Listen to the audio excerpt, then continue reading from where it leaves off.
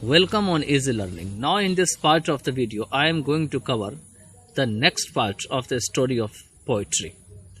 तो इससे पहले हम यहाँ तक किए थे लैंगलैंड के बारे में किए थे, जेफरी चौसर के बाद विलियम लैंगलैंड के बारे में बताए थे। अब चलिए आगे चलते हैं।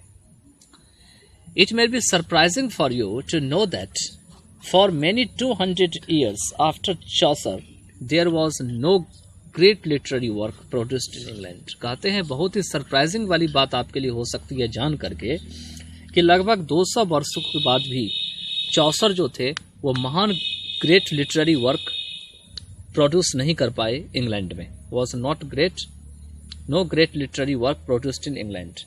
One important exception is sir Thomas Malory. इसका एकमात्र अपवाद यह है सर थॉमस मैलोरीज का, जो लिखे थे Le Morte d' Arthur. The poem is a collection of stories about King Arthur. मतलब इस पोएम में किस स्टोरीज की कलेक्शन का मतलब होते हैं कि किंग आर्थर के बारे में इसमें बहुत सारे स्टोरी लिखे होंगे, इसलिए इसका नाम कलेक्शन दिया गया है। मतलब पहले किंग आर्थर की कुछ बातें को एक स्टोरी में लिखा गया होगा, फिर उनके बारे में कुछ और स्टोरी में लिखा गया होगा, फिर कुछ और स्टोरी में लिखा गया होगा, और सारे स्टोरी को मिला करके जो है एक बुक बनाया गया जिसका नाम लिखा गया ले मॉर्टिड आर्थर। तो इसमें 10 स्टोरी भी हो सकते हैं, 20 भी हो सकते हैं, 100 भी हो सकते हैं। तो ये डिपेंड करता है ऑथर या पोएट के ऊपर कि वो कितना कलेक्शन जो है एक में डालने चाहते हैं। तो इसलिए कलेक्शन का अर्थ यहाँ पे ये है। अब आगे चलते हैं।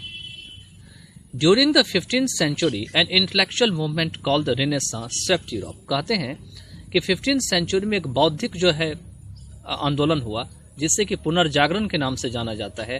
इसने पूरी यूरोप को जो है बिल्कुल साफ सा कर दिया, सेफ्ट कर दिया। पुनर्जागरण का मतलब यह हुआ कि लोगों में एक नई भावना जगी।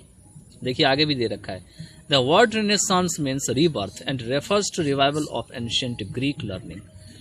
मतलब पुनर्जागरण का अर्थ है कि पुनर्जन्म, रीबर्थ, और जो प्राचीन ग्रीक की जो शिक्षा थी या लर्निंग थी उसको दोबारा जीवित करती है, उसके बारे में बताती है। मतलब जो ग्रीक लर्निंग थी बीच में बिल्कुल रुक गई थी, तो ग्रीक लर्निंग को फिर से जो है शुरू किया गया। The spread of learning was aided by the printing presses. और लर्निंग की जो मतलब फैलाने का काम है उसको प्रिंटिंग प्रेस से मदद मिल गया था। वॉज एडेड मतलब मदद मिलना। This made the classics available for the common man. और इसने क्या करा दिया, तो जो साधारण लोग थे उसके लिए भी जो क्लासिक्स थे उसको मतलब उपलब्ध करा दिया। अब क्लासिक्स क्या है मैं बताता हूँ। क्लासिक्स वो थे जिसको हर एक एज के व्यक्ति पढ़ते आ रहे थे। जैसे हमारे यहाँ अगर क्लासिक्स की बात करें तो हमारे यहाँ महाभारत क्लासिक्स हैं, रामायण क्लासिक्स हैं, इसके बाद आपका भगवत गीता जो है क्लासिक्स है, क्योंकि हर एक युग में व्यक्ति पढ़ते आ रहे हैं। तो क्लासिक एक ऐसी चीज़ होती है जो कभी खत्म नहीं होते हैं। जैसे क्लासिकल म्यूजिक है, तो संगीत की अगर बात करें तो बिना क्लासिकल के संगीत की बात नहीं हो सकती है। तो इसीलिए यहाँ पे कहा गया है कि ये जो क्लासिक्स है, मतलब क्लासिक जो मतलब चीज़ें हैं वो कॉमन मैन तक भी पहुंचा दिया। लेकिन ये कैसे पहुंचा? प्रिंटिंग प्रेस के कारण पहुंचा। पहले क्या होते थे कि बुक्स केवल मैन्युस्क्रिप्ट्स होती थे, या कुछ बुक्स जो है ऐसे ही लोग लिख करके अपने पास रख लेते थे। तो प्रिंटिंग प्रेस नहीं होने के कारण बुक काफ़ी लोगों तक नहीं पहुँच पाता था। तो केवल हाई क्लास के लोग ही जो है बुक की रीडिंग कर पाते थे, और जो लोअर क्लासेस हैं उनको नॉलेज से वंचित रखा जाता था। जैसे बाइबल की ट्रांसलेशन जो है लोगों के बीच में बाद में आई, तो ये रिनेसांस का ही परिणाम था, ये प्रिंटिंग प्रेसेस का ही परिणाम था, जिसके कारण से लोगों में एक नई भावना जगी और लोग बाइबल के हकीकत को जान पाए और सब बाद में समझ पाए कि पादरी लोग जो हैं, जो हमारे चर्च में बैठ करके हमें उपदेश देते हैं, वो कितना सही और कितना गलत है। तो चलिए आगे चलते हैं। This generated a new spirit of inquiry and overthrow the institutions and beliefs of the medieval as.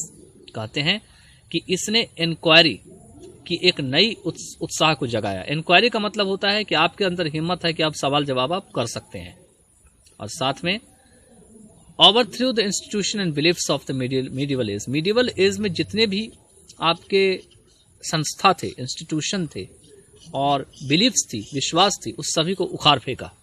ओवरथ्रू मतलब फेंक दिया।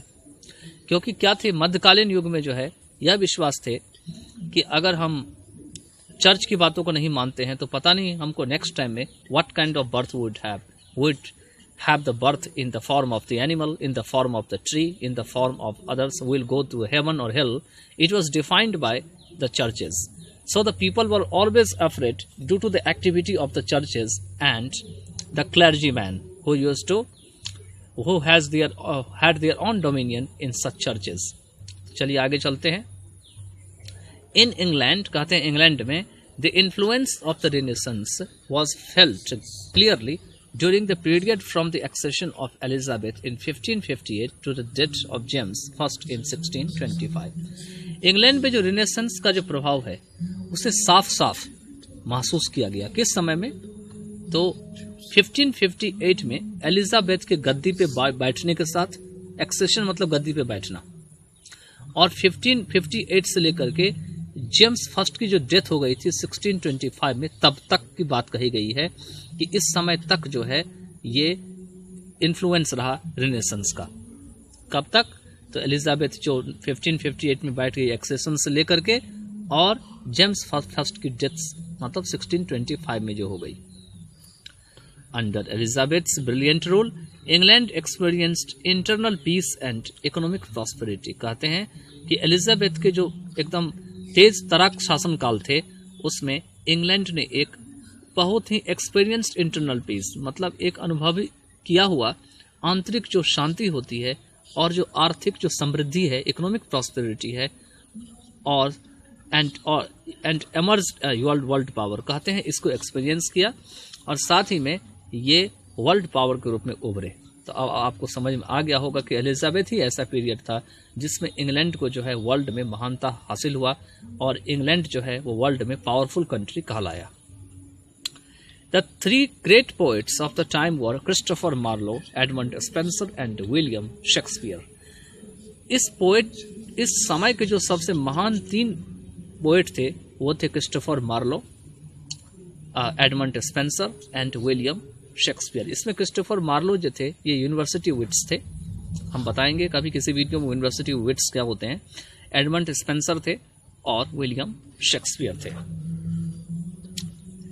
They practiced and preferred several kinds of verse forms such as epic, romance, pastoral, elegy, sonnet, lyric, satire, etc. They का मतलब कौन? Christopher Marlowe, Edmund Spenser and William Shakespeare की बात कही गई है. तो ये लोग क्या करते थे, क्या प्रैक्टिस करते थे? ऐसे चीज़ों को प्रैक्टिस करते थे. एंड और मतलब वे लोग